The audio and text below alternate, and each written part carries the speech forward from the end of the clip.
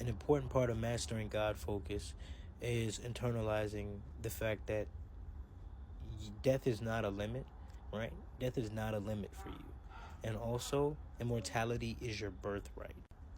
When your spirit parted from the Most High God spirit, it had a contract too. Like how you had a contract when you actually were incarnated every single time, but you also had a contract for your general spirit once it was created as its own separate entity.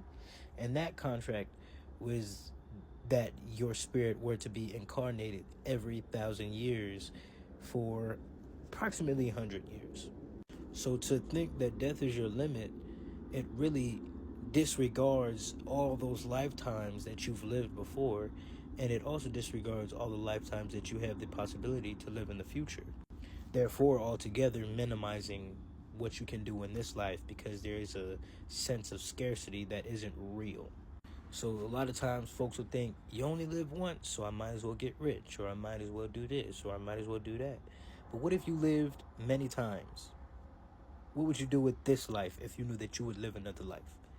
Meaning, there you might be able to become something in the future in those other lives, but you can only do something with the current life you have now, with who you are right now.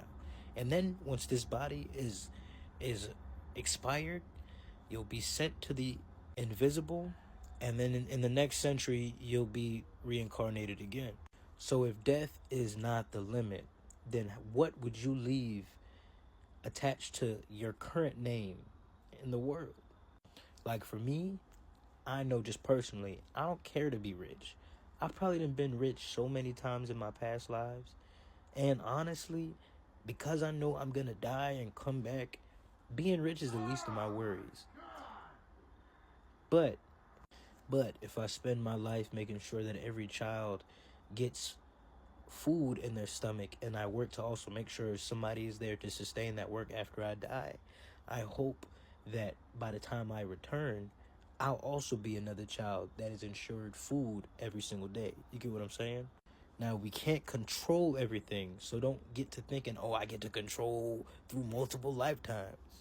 All I'm saying is that once we learn that this aspect is true for us, how are we allowing that to truly shift how we live life? Because a lot of times people will go through near-death experiences, or they'll just see stuff, and it'll change how they think, as far as like, yeah, this life is worth it. But it's also like, if death isn't the limit, if you don't go completely dark to never see again, then what could you truly do right now?